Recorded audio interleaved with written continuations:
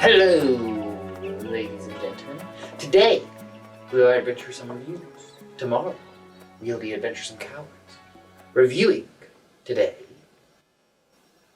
Death by Midnight. A heroic tale of sabotage and espionage.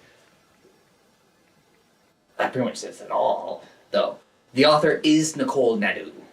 On to the synopsis. Anne Good is a teenage genius with a secret. Her homemade inventions that she only shares with her best friend Jake. But when a shadowy figure kidnaps Anna's parents, she is forced to help him carry out his mysterious plan. With her inventions and Jake by her side, Anna must use her gifted mind to save not only her parents, but countless others. And she better hurry, because the clock is ticking.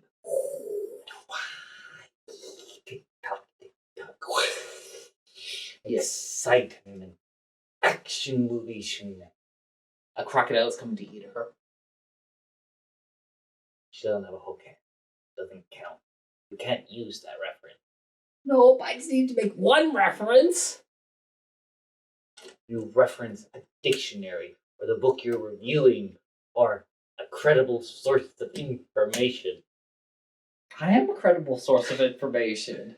You are in hyphenate credible. Anyway, reading the synopsis actually kind of it gave me the hope that the book would be more cerebral in nature. Not so much because it's a teen book. It's intended for teens to younger. And I had hoped it would be a book about the hyper-intelligent, somewhat Sherlockian individual solving problems and thinking of creative solutions. And unfortunately, the book wasn't that. The main character is supposedly a genius. And the book reminds you of it. Consistently. However, she never really does anything truly incredible or even something that's either far-fetched smart, as like Sherlock does, or just regular, kind of simplicity. Oh, that's a great idea, smart. Her genius is centered around the fact that she's an engineer.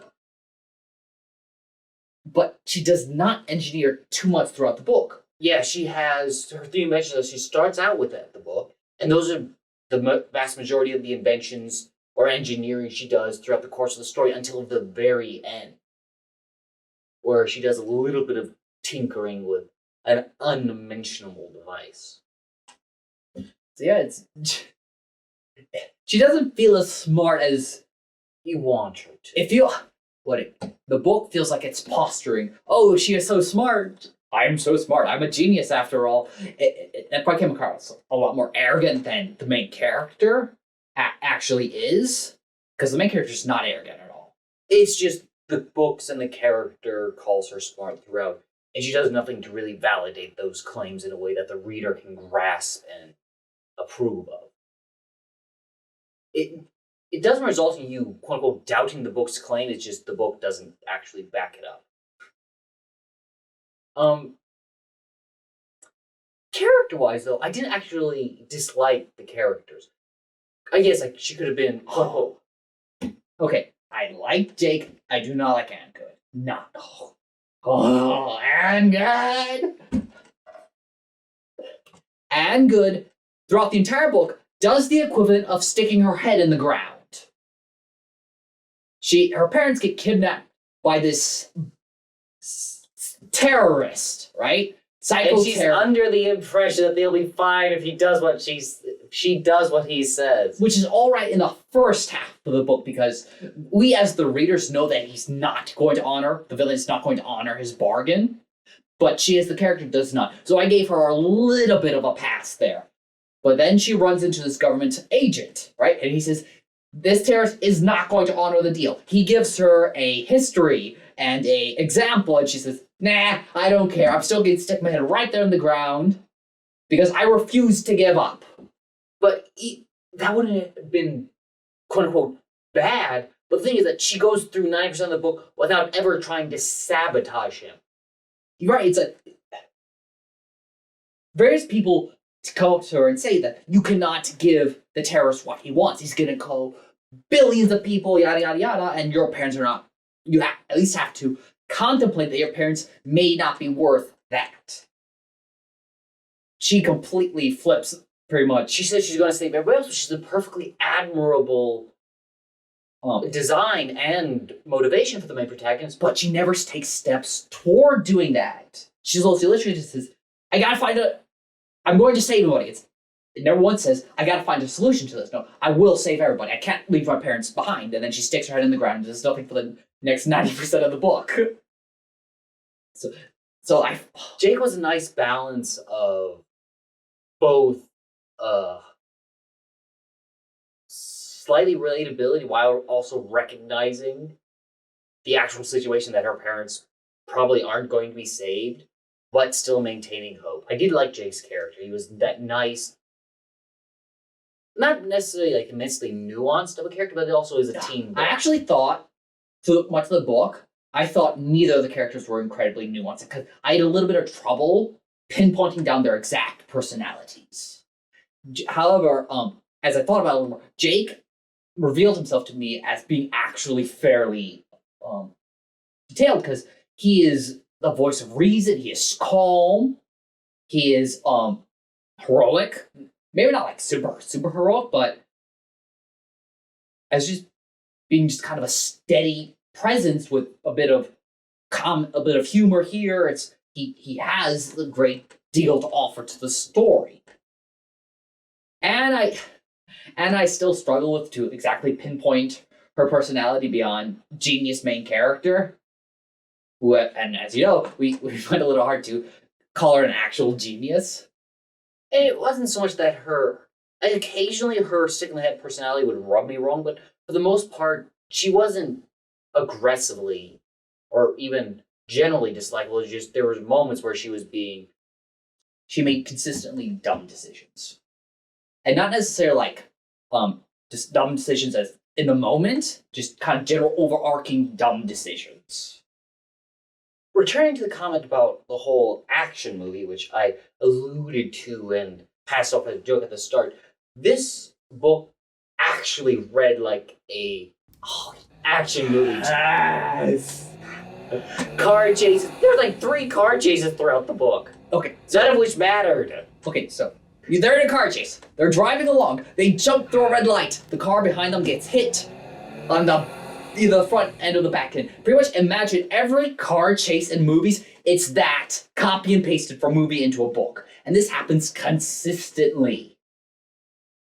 And there was other stuff, just action scenes spread out throughout the book that action, woohoo, this is exciting, isn't it?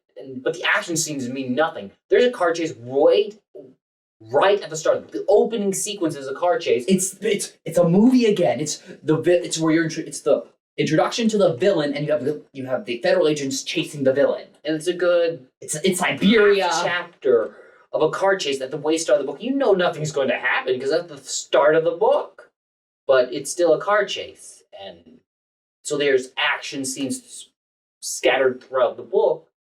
And it's only when they start reaching the very end where they start to matter. But even then, the stakes aren't juggled as well as you would like. Because you always have to juggle the reality that this is a middle-aged teen book. It's going to have a happy end. So you have to juggle both that and find ways to build tension despite it. And there's ways you can do that, but the book doesn't juggle that particularly well with most of its action sequences. I agree with everything you just said, and what's more is, during a lot of the action scenes, I could not suspend my disbelief. There's one time where Anne Good, this 18-year-old girl, shoulders into a police officer, knocks him onto his back. Oh yeah. And then she grabs his chest, lifts him up, and slams him back to the ground, knocking him out. Jake is a football star, so him tackling grown men makes sense. She is not. She is a thinker. There's nothing that gives her any semblance I wasn't of... actually that irritated with her tackling, because even a lightweight woman can have. My point is that she overpowers grown adult, trained men several times throughout the stories, and she's a teenager without any emphasis on the physical. Yes. These are trained professionals. She, occasionally, she'll use her shock ring or whatever, and then that kind of makes sense because that's electricity. But physically overpowering adult men when you're a teenage girl stretched my belief as well. And she didn't even use tools a great deal of the time, and so and this was kind of a theme throughout much. Even so, the heists they pulled off because the villain wants them to steal chemicals or compounds from a disease lab, which is like, oh, okay, you're stealing a plague. It's obvious, and you want to give a terrorist a plague. It's like they had never. It was almost blatantly obvious for what he was planning the moment he asked them to steal something. And she still just went right ahead and gave it to him. But jumping back to the action sequences really briefly, besides them just being like a somewhat generic action film, which didn't really rub me the wrong way in of itself, because it was an action sequence and a lot of books have action sequences. And even if there's not necessarily anything immediately relevant in the action sequence, it can still be entertaining in of itself, and some of them were to more or lesser extents. The problem for me a lot generally was that there was a lot of... The book felt like it needed to be half as long as it was. The book felt like it didn't drag, that's not the right word, but it felt like a lot of the book was fluff action. Kind of repetitive. Not even necessarily just repetitive, like, if I was realizing, like, this story would be a lot better, would be a lot sharper, if it was a lot more immediate in the important scenes instead of all the glue scenes in between. Like, you need some scenes of Anna and Jake to build up their relationship and to debate what they're doing. And then you need the heist scenes and you need the challenge scene. But it was like, so much of the book just felt like it wasn't actually serving the book. And so I'd be reading a car chase and beyond even just not like knowing nothing was going to happen, it was like, this doesn't... So basically you wanted the things to go a little bit more the way the heroes wanted them to without... No, because like the heist scenes were fine. It was just, the book felt like it took too long to progress. Like sometimes entire scenes didn't feel like they were needed. Sometimes scenes felt like took too long. And some of it is probably the fact that there was only very few scenes where Anna and Jake were being proactive. The rest of it was just them reacting to something, or them getting in a car chase, or a bit...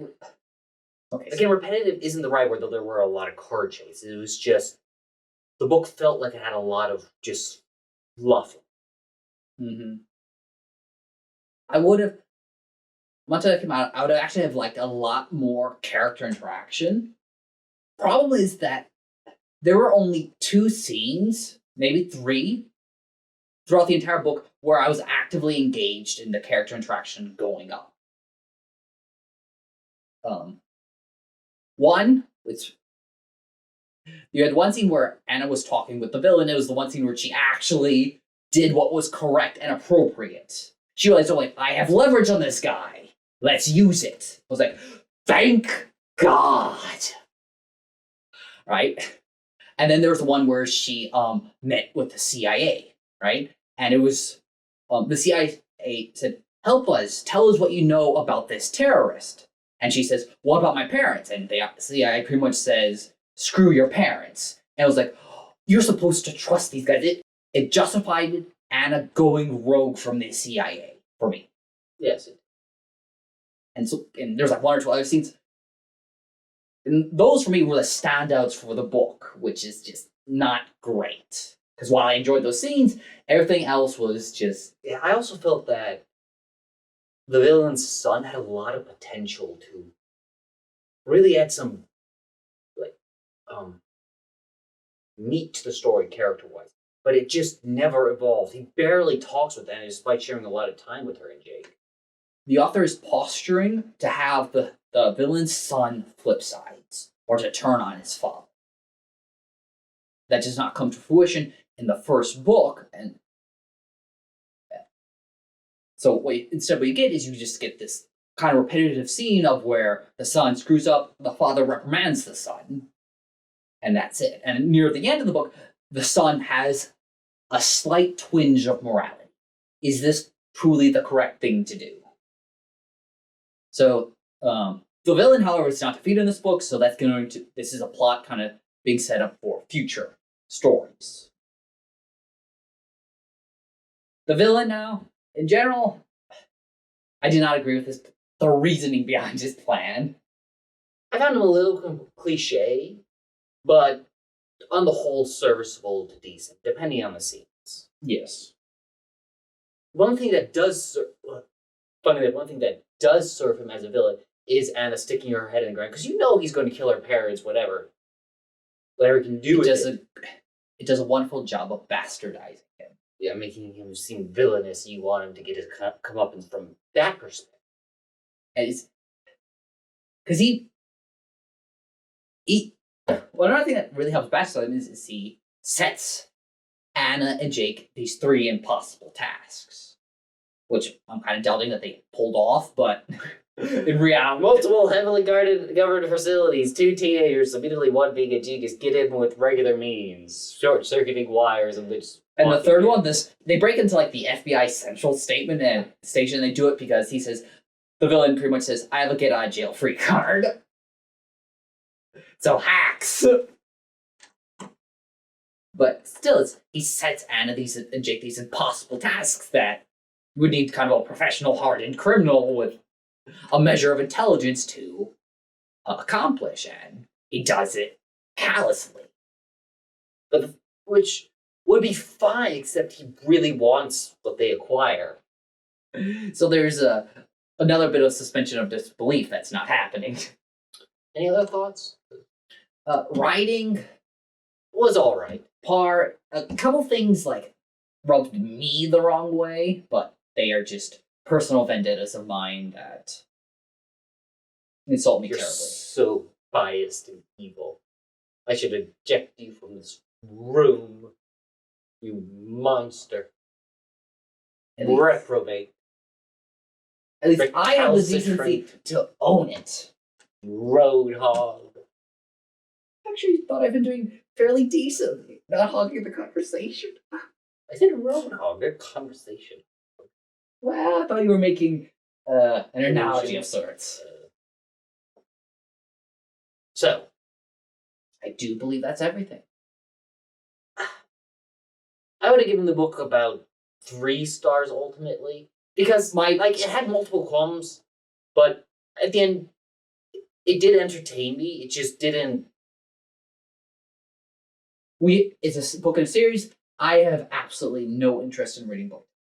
I do not have any faith in the author to improve upon the defects we've noted, which is a mite depressing, but also kind of how I feel. So my is a soft no.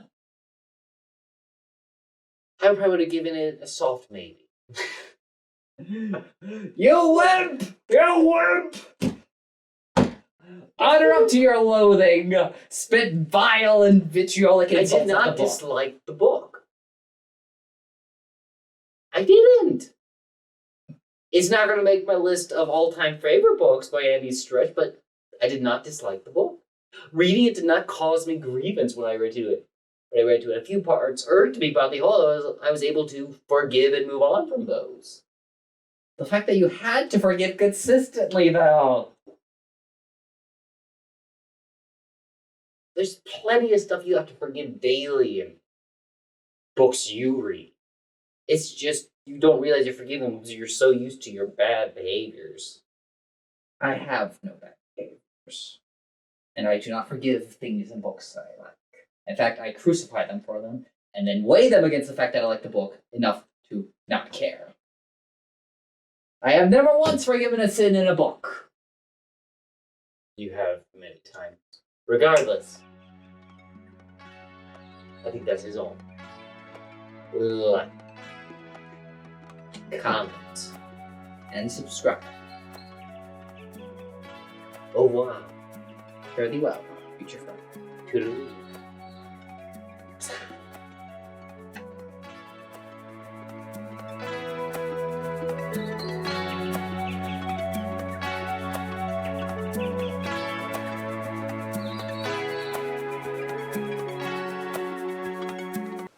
Hello.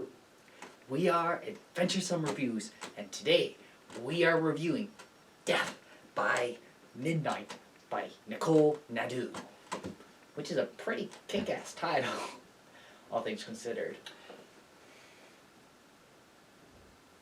I will consent to agree to that erroneous statement. Well, I don't care how erroneous it is, so There's long as you neither agree with kicking me. nor backsides mentioned in the title. You are just a riot. I am peaceful. I see we're being very literal today. I do not approve. You don't need to. Subtlety You is just half. need to read the synopsis. Which is all about. That's what our reviews are Okay. for. On to the synopses. I don't think we're doing the synopsis. I know, but I was segueing, so we would know when to put it in. Okay. You ruined my segue. So I know where you're going with most of that.